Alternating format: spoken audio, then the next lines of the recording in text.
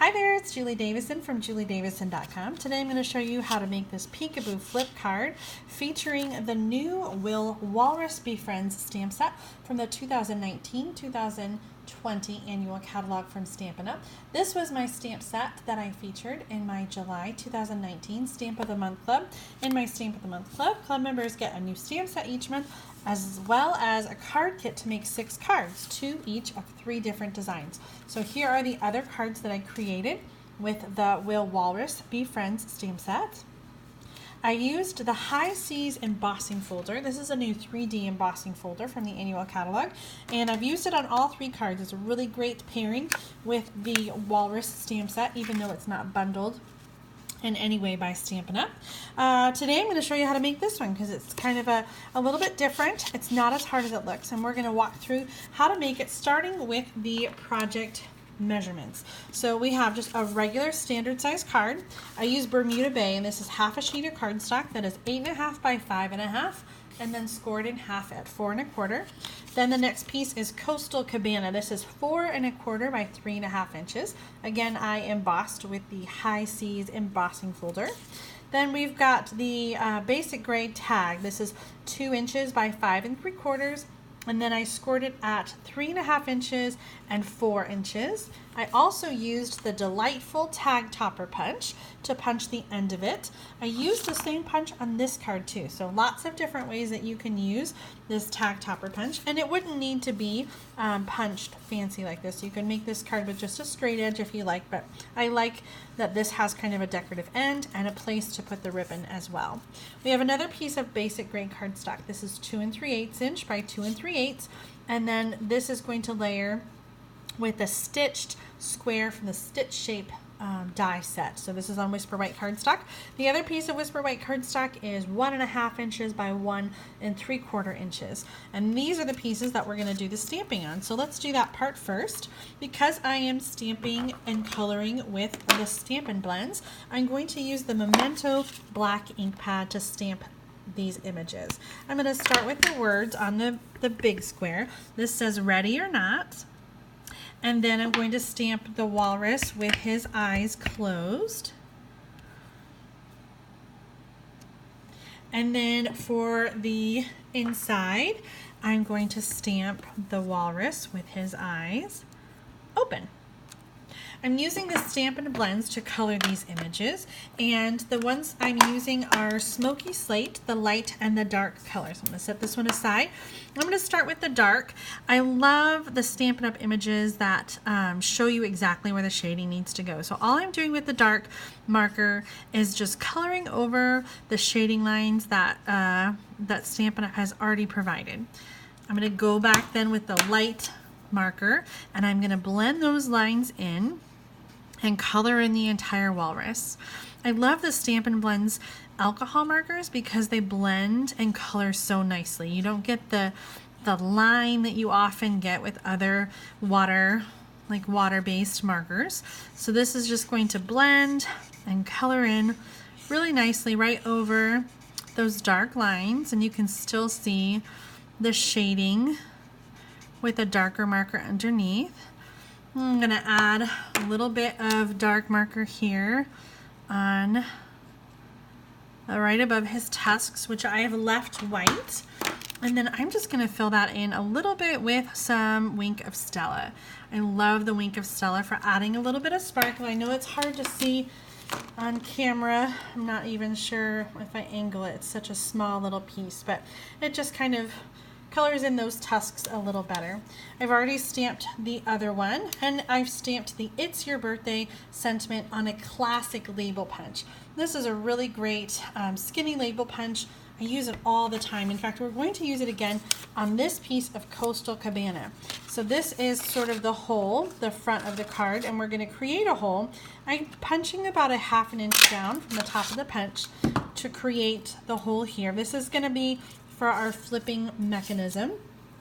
And then we're going to take this tag, let me take my post-it note off, and we're going to fold on the first score line, which is right there. So we have, I'm folding it back, and so I've got a little 1/2 inch tab and then a larger square, and I'm going to slide it through the opening. So I've got the tag part in the back, and then it folds over on the front. So this is where we're going to attach our pieces. Let's go ahead and layer this one onto the basic gray. I'm going to use some snail adhesive.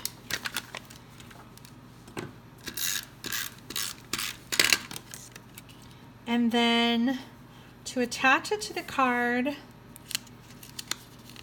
oh, it's a little bit crooked. I'll peel that up and try again. There we go. To attach it to the card, I'm going to use a piece of tear and tape. I really like the tear and tape for 3D projects or projects like this that have moving parts. I'm only putting the tear and tape on that 1/2 inch part. Let me go ahead and fold there so you can see. Okay, so just this little bit here. And that is where this first square is going to go. So I'm going to put this edge right up against the folded edge.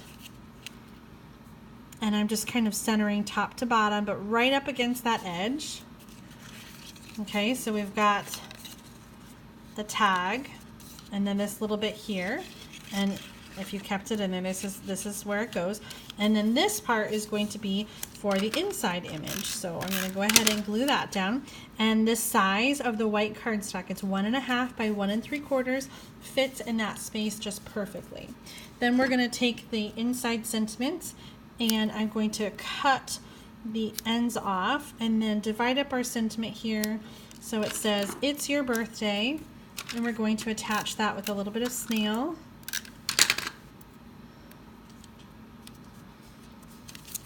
It's your birthday. Okay, now we're ready to attach the tag to the card, because right now everything is just loosey-goosey. Nothing is actually flipping. So all we're going to do, we're going to put one piece of adhesive on the very back of the tag. So this is still the whole tag, right? You can see the base of it here, and you're going to put the sticky strip on the back of the tag. Okay, it's on the back of this inside walrus piece. That's the only place you're going to put adhesive. Now we're going to line up this front square so that it's centered in the Coastal Cabana cardstock. So I'm going to center that where I want it to go. I basically have, you know, like this much wiggle room inside the classic label. So we're going to center it so that it's right in the middle. And then I'm going to push down. Now, the only thing that's adhering is that one piece back here. So now this part, the back of the tag, is adhered to the cardstock. And so now when I pull the tag, it flips the front part. Isn't that cool? It's so easy. Okay, we're going to finish up this card really quick. We're going to break out our card base again. I have a little piece of the striped Bermuda Bay ribbon. So I'm going to feed that through the tag and then tie it off with a piece of Whisper White ribbon. I forgot to show you the card kits, what they look like when you get them. And everything is pre-cut for you. Everything is pre-cut. Let me show you really quick. Pre-cut, pre-punched, ready to go. So all you have to do is just stamp and assemble. Now the last thing we're going to do is just to add some Stampin' Dimensionals on the back of this layer. This is the Coastal Cabana layer. I'm only putting on the top and the bottom. We want to make sure that the middle has room to move around. So we're not going to put any adhesive there. I'm just taking the Stampin' Dimensionals off. And then that's going to fit on our card like this. And I've got a couple little fishies, oops, to add right in the corner. I would trim up the ribbon. Here is the finished card. Again, ready or not, it's your birthday. I hope you enjoyed my Peekaboo flip card. Thanks so much for watching. Happy stamping.